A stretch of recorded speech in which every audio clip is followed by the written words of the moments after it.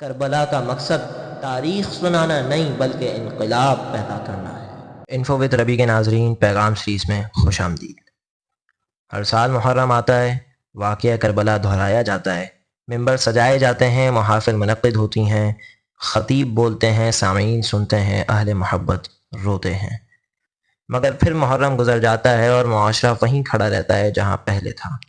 تب واقعہ کربلا ہم سے سوال کرتا ہے، اگر کربلا صرف ایک تاریخی واقعہ نہیں بلکہ ایک زندہ پیغام ہے تو ہماری زندگی، ہمارے کردار اور ہمارے فیصلوں میں اس پیغام کے اثرات کہاں نظر آتے ہیں؟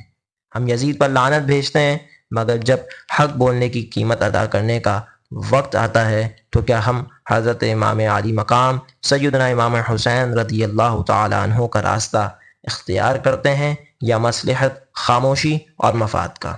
کیا واقعہ کربلا سننے کے بعد صرف ہماری آنکھیں نم ہوتی ہیں یا ہمارا ضمیر بھی بیدار ہوتا ہے؟ کیا آنسوؤں کے ساتھ ہمارے کردار میں بھی کوئی تبدیلی آتی ہے؟ ہم کہتے ہیں کہ حضرت امام حسین رضی اللہ تعالیٰ عنہ نے باطل کے سامنے سر نہیں جھکایا، تو کیا ہم ظلم، منافقت، ناانصافی، جھوٹ اور مفاد پرستی کے سامنے سر جھکانے سے کبھی انکار بھی کرتے ہیں؟ ہم کربلا پر آنسو بہاتے ہیں، مگر کیا کبھی اپنے کردار پر بھی روئے ہیں کہ وہ حضرت امام حسین رضی اللہ عنہ کا نام لینے کے بھی لائق ہے یا نہیں؟ ہم نے بارہا واقعہ کربلا سن لیا، لیکن یہ سوال آج بھی اپنی جگہ موجود ہے کہ اگر آج حق تنہا ہو اور باطل طاقتور، تو کیا ہم حق کے ساتھ کھڑے ہوں گے یا طاقت کے ساتھ؟ ہم شمر اور یزید کو تاریخ کے کردار سمجھ کر ان پر لعنت بھیجتے ہیں، مگر کیا ہم نے اپنے معاشرے میں ان کرداروں کی جھلک رکھنے والے افراد کو پہچانا ہے؟ اور اس سے بھی بڑھ کر کیا ہم نے کبھی اپنے نفس کا محاسبہ کیا ہے کہ کہیں حق کو چھوڑ کر مفاد کا ساتھ دینے والے انسان ہمارے اندر تو زندہ نہیں؟ کیا حضرت امام حسین رضی اللہ عنہ کا اسوہ صرف محرم کے 10 دنوں تک ہماری گفتگو کا موضوع رہتا ہے؟ کیا ان سے ہماری نسبت صرف مجالس محرم تک محدود ہے؟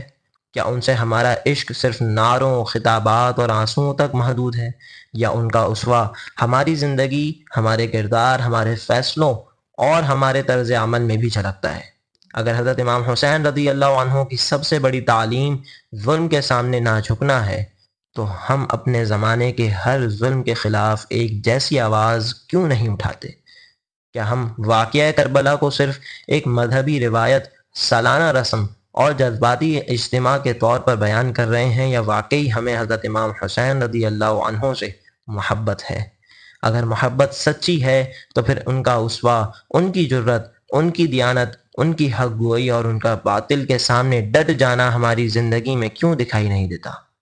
داستان کربلا کے تناظر میں شاید سب سے بڑا سوال یہی ہے کہ اگر حضرت امام حسین رضی اللہ عنہ کا نام لینے والے حسینی کردار سے محروم رہ جائیں تو واقعہ کربلا صرف ایک تاریخی داستان بن کر رہ جاتا ہے، حالانکہ کربلا کا مقصد تاریخ سنانا نہیں بلکہ انقلاب پیدا کرنا ہے۔